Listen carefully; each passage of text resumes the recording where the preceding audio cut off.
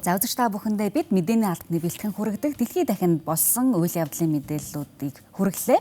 За өнөө өглөө хөтөлбөр маань яг одоо та бүхэндээ татварын мэдээлэл хүргэхээр студидтэй зочин өрсөн байгаа. За өнөөдрийн хувьд бол зочин маань 2 хэсгээр та бүхэнд мэдээлэл хүргэн. За татварын ерөнхий газрын олон нийтэд харилцах төвийн татварын улсын байцаагч Батсингэл манай студид ирсэн байгаа. Танд өглөөний мэнд хүргэе. Баярлалаа, та бүхэнд өглөөний мэнд хүргэе. За энэ ерөнхийдөө бол хүн болгонд хамаатай сэдв байгаа дээ.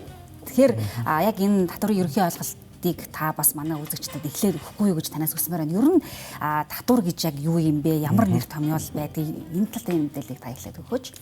Тий. За баярлалаа. Тэгэхээр 2025 оног бол татварын ерөнхий газар зөвлөн туслагч татварын алба байх гэдэг ийм зорилтын хүрээнд ер нь бол 2025 оног үйл ажиллагааг одоо төлөвлөж ажиллаж байгаа. Энэ хүрээнд ер нь бол ямар ажил хийж өгөхөр зэрэг нөгөө татвар төлөгчдөд татварын эрсдэл гарцсныхан дараа одоо шийтгдэг, торгодог биш. Тэр татварын эрсдэл гарахаас өмнө одоо урьдчилан сэргийлж зөвлөгөө өгдөг, хамтдаа одоо татварын эрсдлээс одоо сэргийлэх энэ чиглэл рүү одоо гол зорилгоо тавьж ажиллаж байгаа. Тэгэхээр зэрэг энэ ажлын хүрээнд тэгж байгаа нэг том ажил бол танай телевизтэй хамтарсан энэ өглөө одоо хөтөлбөрөөр нөгөө татвар төлөгчдөд одоо мэдээлэл өгөх, тодорхой одоо арга гаргачлалуудыг одоо тайлбарлаж ярих ийм одоо зорилтуудыг агуулсан байж байгаа. Тэгэхээр зэрэг бид нар өмнөх дугаар дээрээ бол ерөнхийдөө Монгол улсад хэдэн төрлийн татвар байдгийг, ямар төрлийн татварууд байна, яаж ногдуулдгийг гэдэг талаар ярьсан болвол өнөөдрийнхөө дугаараар бол одоо татварын гол одоо суур ойлголтуудын талаар одоо татвар төлөгчдөд мэдээлэл өгье гэж ийм зорилго тавьсан байж байгаа. Тэгэхээр зэрэг татвар гэдэг маань бол ерөнхийд нь аваад үзэх юм бол татвар төлөгч талаас нь бол яг нь нийгмийн үйлчлэгийг одоо авсныхаа төлөө төлж байгаа төлбөр гэж ойлгож болно. Нөгөө талаасаа төр засгийн газрын зүгээс бол татвараар дамжуулаад улс орныхоо эдийн засгийг одоо зохицуулах ийм одоо зорилгоод байж идэг гэсэн үг. За ерөнхийдөө тэгвэл татвар яг яагаад заавал байх ёстой юм бэ? Одоо ийм нэг үндсэн шаардлага байгаа бол татвар гэдэг зүйл бий болоод одоо ингээд бид татвараа төлөөд явж байгаа шүү дээ, тийм ээ. Энэ талын мэдээлэл өгөх. Тийм. Тэгэхээр зэрэг бид нар энэ слайдн дээр гарцсан байж байгаа шиг байна. Татвар бол одоо хит хитэн үүрэгтэй. Тэгэхээр зэрэг одоо яг эдийн засгийн сонгодог онолынхны тайлбарладгаар татварын хамгийн гол үүргийг бол улсын төсвийн орлого бүрдүүлэх үүрэгтэй гэж тайлбарладаг. Улсын төсвийн орлого бүрдүүлнэ. Одоо энэ улс орон чинь үйл ажиллагаа явуулахын тулд тодорхой хэмжээний санхүүгийн их усөр хэрэгтэй үсттэй, тийм ээ. Тэгэхээр зэрэг тэр санхүүгийн усөр болох одоо төсвийн орлогыг бүрдүүлэхэд татварын орлого бол одоо хамгийн чухал. Тэгэхээр зэрэг одоо тэр үйл ажиллагаа өөрөө тасралтгүй байхын тулд татвар зайлшгүй байх хэрэгтэй болчихж байна гэсэн үг, тийм ээ. За хоёрдугаарт нь бол татвар маань өөрөө сая би хэлсэн нэг зохицуулах үүрэгтэй гэдэг. Өөрөөр хэлэх юм бол улс орон болгон татварын бодлого санхүү мөнгөний бодлогоор одоо дамжуулаад одоо нөгөө улсынхаа эдийн засгийг удирдах гэж шүү дээ, тийм ээ. Аль одоо салбарынхаа эдийн засгийг илүү одоо нэг номер тавьж одоо урамшуулж дэмжихийн аль одоо салбарынхаа үйл ажиллагааг магадгүй одоо хязгаарлахын манайх бол одоо сая жишээлгээд нөгөө мөрөгтэй тоглоомын үйл ажиллагаа адар гээл тэн дээр одоо хязгаарлалтууд адар хийх гэж шүү дээ. Тэгэхээр энэ бүхэнд бол яг хөөр зэрэг татварын бодлого санхүү мөнгөний бодлогоор дамжуулаад одоо аль салбараа дэмжихийн, аль салбарыг нь одоо жоохон хязгаарлахын гэдэг юм зохицуулалтыг бас одоо энэ татвараар дамжуулж хийж болох гэж байна. Ялангуяа одоо Кейнсийн онолынхан буюу одоо шинэ Кейнсийн онолынхан бол энэ одоо татварын одоо гол үүрэг бол ерөөсөө энэ зохицуулалтын үүрэгтэй биш үү гэдэг энэ чиглэл дээр авч үзэж яадаг. За татварын одоо дахиад одоо 3 дахь том үүрэг нь бол хуваарлтын үүрэг. Өөрөөр хэлэх юм бол одоо нийгэмдэр иргэн аж ахуйн нэгжүүдийн орлого тэгш босл байгаа шүү дээ. Ер нь бол тий зарим нь өндөр орлого олж гин, зарим нь бага олж гин. За мөн одоо нийгмийн зарим хэсэгт бол яг нь нийгмийн халамж тусламж шаардлагатай хэсгүүд ч байж байна. Одоо яг өндөр насны тэтгэврт гарсан хүмүүс ч гэдэг юм уу тий хөгжлийн бэрхшээлтэй иргэд, тусгай хэрэгцээд иргэд. Тэгэхээр зэрэг эднэрт бол яаж яана энэ хүмүүс маань бол одоо орлого багтай. Тэгвэл одоо татварын 3 дахь үүрэг бол яаж яана тэр нөгөө орлого олж байгаа хэсгээс нь татвар суудах замаар аваад одоо энэ нийгмийн халамж, нийгмийн үйлчлэгээ хэрэгтэй хэсэгт одоо үйлчлэгээ хүргэх гэдэг юм уу, тийм ээ. Ийм одоо хуваарлтын үүрэг байж гин. Тэгэхээр энэ нь бол бас татвараар дамжиж л хийгдэх чинь шүү дээ, тий. За дөрөвдүгээр бас гол том үүрэг бол хяналтын үүрэг байж байгаа. Өөрөөр хэлбэл бид нар нөгөө татвараа авахын тулд тухайн татвар төлөгч иргэн ямар хэмжээний орлого олж байгаа юм, за ямар хэмжээний хөрөнгөтэй юм гэдгийг нь тодорхойлох хэрэгтэй. Тэгэхээр зэрэг энэ одоо татвараар дамжуулаад бол яаж вэ? Бид нар хяналтын нэгтлэн бот бүртгэл хөтлөгдөж гин, тайлан хийгдэж гин. Тэгээ ер нь бол энэ цаан том мэдээллийн сан үүсэж идэг. Одоо бид нар ч бас сүүлийн үед хэмэл оюун ухаан, big data гэж их ярьж штэ. Тэгэхээр зэрэг одоо энэ эдийн засгийн харилцаанд орж байгаа бүхэл хүмүүсийн мэдээлэл энэ татварын одоо оролцоотойгоор дахиад цаана бол яаж вэ? Иргэн батсан гэл хэдийн хэмжээний орлого олж байгаа юм.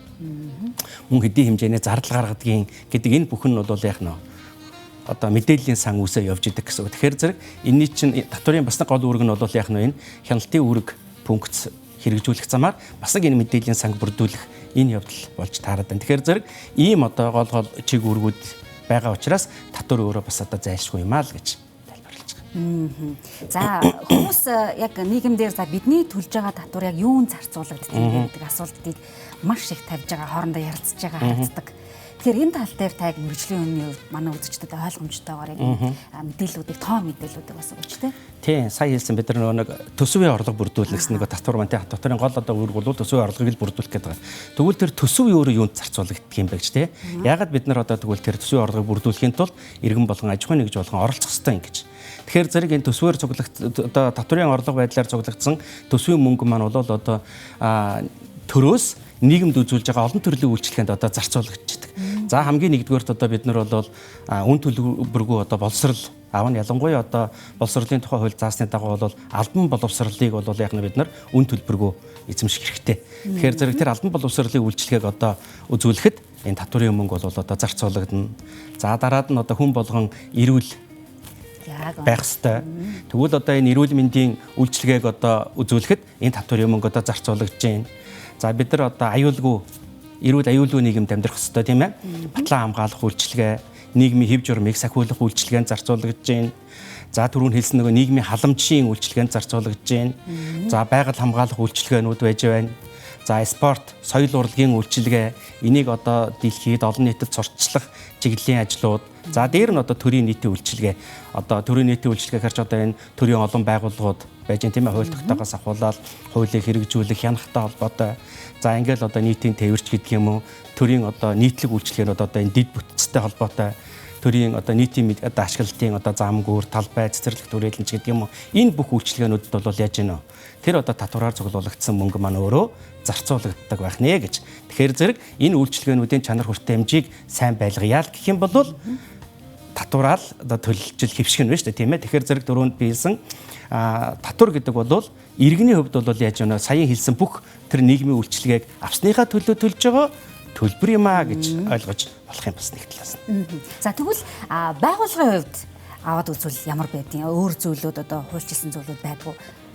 Байгууллага дээр авч үзвэл байгууллагууд бас татвар төлж байгаа шүү дээ тийм ээ тий. Энэ талын та мэдээлэл өгвөл. Тий, аж ахуйн нэгжүүд бол одоо бас яаж нөхөр зэрэг олсон орлогоос татвар төлж гин. За мөн одоо эзэмшиж байгаа, өмчилж байгаа хөрөнгнөөсөө одоо тооцоож одоо бас татваруудыг төлж байгаа. Тэгэхээр зэрэг аж ахуйн нэгж байгууллага ч гэсэн бас нөгөө нийгмийн харилцаанд оролцогч тал болохынхаа хувьд бол яг энэ бүх одоо төрийн үйлчилгээнүүдийг бас л одоо давхар авж байгаа гэсэн үг шүү дээ. Ер нь бол тийм ээ. За тэгээд тэр аж ахуйн нэгжүүдийн хувьд бол бас одоо тэр татварын бодлогоор дамжаад тухайн одоо тэр салбарыг нь эдийн засгийн одоо хувьд байх дэмжлэг, тусламж дэмжлэг үзүүлэгч гэдэг юм уу тийм ээ. Энэ бүх зүйлүүд одоо бас татварын бодлогоор дамжиж хэрэгжинэ л гэсэн үг. За үзэгчдээ бид 14 хоногт нэг удаа та бүхэндээ яг энэ татварын мэдээллүүдийг өгөх зорилготойгоор одоо мэргэжлийн хүмүүсийг урьж зүйдтэй яг энэ татварын олон талын мэдээллүүдийг та бүхэндээ өгж байгаа. За өнөөдрийн хувьд бол ерөнхийдөө татварын үндсэн ойлголтуудын талаар бид яг татвар төлснөөр за яг энэ мөнгө нь яг юунд зарцуулагддгийг, яг яаж хаашаа хуваарлагддгийг, за хувь хүн болоод аж ахуйн нэгжүүд бүгдээрээ ингээд өөр өөрийн хуульчилсан хуулийн дагуу татваруудаа төлөө явж байгаа энэ талын мэдээллүүдийг та бүхэндээ өгж байгаа шүү. Дараагийн хэсэгт нь та ямар мэдээлэл өгөхөөр бэлтгэсэн бэ? Дараагийн хэсэгт нь ер нь бол одоо татвартай холбоотой үндсэн гол нэр томьёо ойлголтуудыг бас тайлбарлаж ярилцъя гэсэн бодолтой байна. За баярлалаа.